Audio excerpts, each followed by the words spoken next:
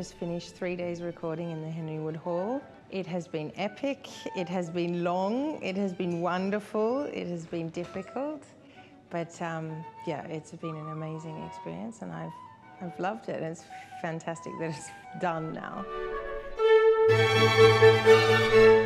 Well, I've always wanted to record the Mozart concertos. The English Chamber Orchestra is the first orchestra I ever played solo together with, and I feel very comfortable with them. I have such respect for this orchestra, and of course their recordings throughout time are so well regarded and so famous. It was a really big undertaking, and I probably didn't really realize ignorance is bliss.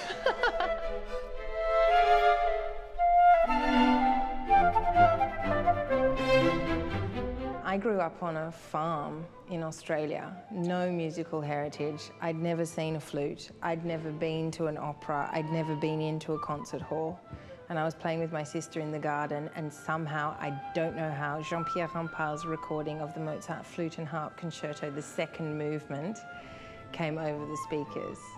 And I had a physical reaction. I was 6 years old. Everything from that moment was about being able to play Mozart.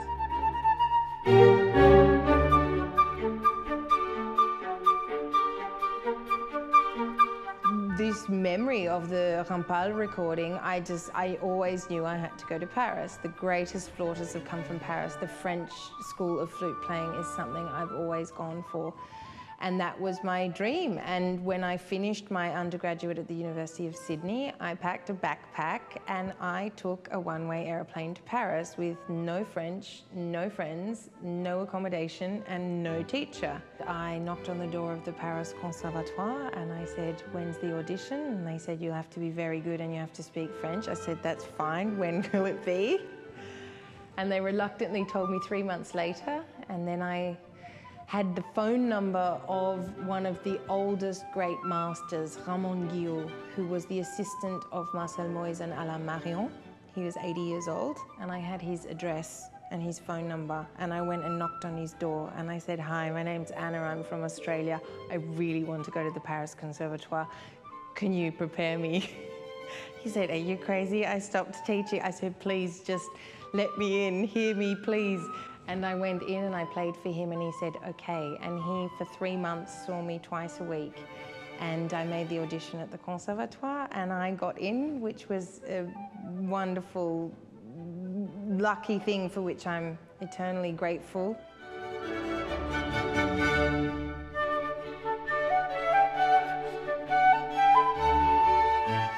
Well, I discovered the Mysliveček Concerto, which is not played and recorded once a long time ago, but not distributed.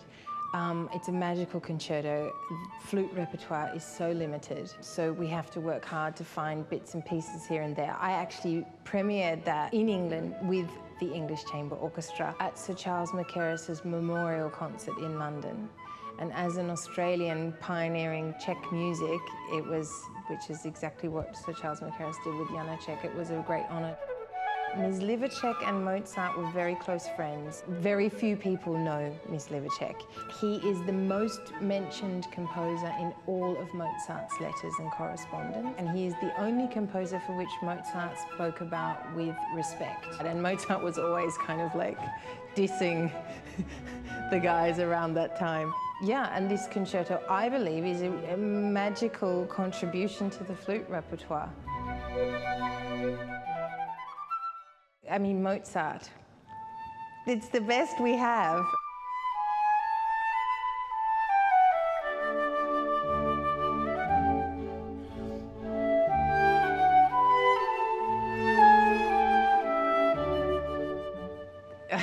I can't really talk about Mozart in words. It's so difficult. I mean, they're all with champagne and bubbles and this amazing spirit. I mean, the opening of the D major, jumba, da, da, da. This is just, when I just hear that first bar, it just awakens your spirit. It's just magnificent. It was such an exciting experience to be able to work on both flute concertos and the Mysliveček.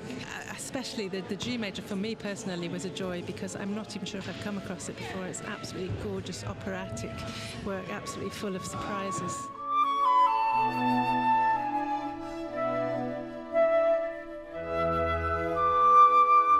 I think the flute is such an incredible instrument with so much depth and so much emotion and so much warmth and so much resonance and so much capacity, and it's rarely heard. There's so few opportunities for chamber music, and that is why I started the London International Players, and I love having the opportunity with that ensemble to explore new works with flute. But next to the Schumann Piano Quintet, next to the Mendelssohn Piano Trio, which by the way was written for us, nobody knows that, the violinist stole it. Since coming to Europe, I've had so many experiences. I've travelled so much. Before I arrived, I hadn't even been to the Northern Hemisphere. I feel very blessed with all the travel and the amazing concert halls I've had the opportunity to play in. For a girl from a farm in southern New South Wales, I feel very, very blessed indeed.